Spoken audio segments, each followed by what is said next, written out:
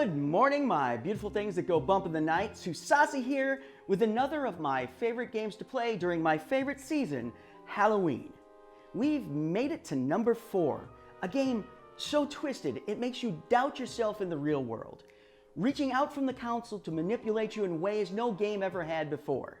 This is Eternal Darkness, Sanity's Requiem for the GameCube. Eternal Darkness is its own beast, and the experience is not easily described. It's greater than the sum of its parts.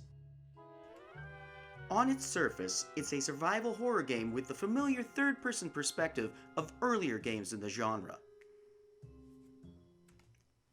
But more than that, it's a psychological thriller and an action-adventure game with puzzle elements all rolled into one. There are many things that set it apart from its contemporaries. The camera and full analog control feel better than others in the genre. There's an in-game map to track your whereabouts, and there's an initially familiar inventory system, but this too differs with the ability to combine objects to change their use.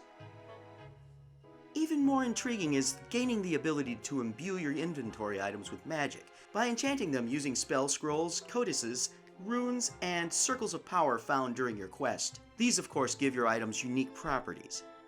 Magic may also be used in combat and puzzle solving.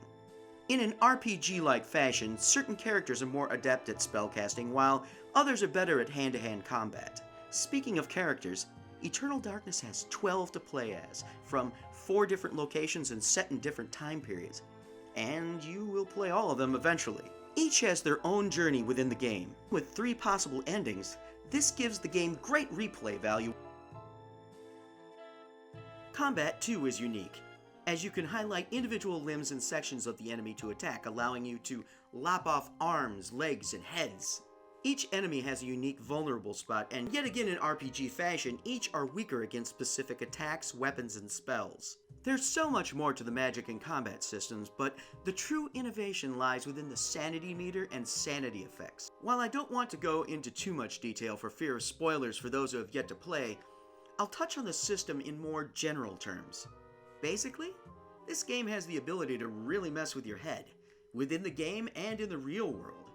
As your sanity meter drops, you take more damage, but you also begin to experience visual, screen, environmental, and audio effects that will mess with your perception, interactions, and control of the game. Some of these even step outside of the video game's virtual world and into the players.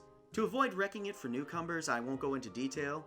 They are the sort of things best experienced without hints or preparation. In deference to the specifics, I must stress that this game is really best played on the original hardware. Running at 480p in widescreen 16:9 aspect ratio at 60 frames per second, and offering Dolby Pro Logic 2 audio, this game is no technological slouch. It's not stunning, but it's still pretty and at times beautiful. In fact, the game won numerous awards for its visuals, audio, and storytelling. But as always, most importantly, it plays and controls smoothly and beautifully.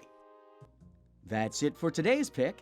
If you enjoyed this video, make sure to subscribe and hit the notification bell. That's the best way to know when new content is up. Thank you so much for watching, and until next time, peace, love, and Nintendo.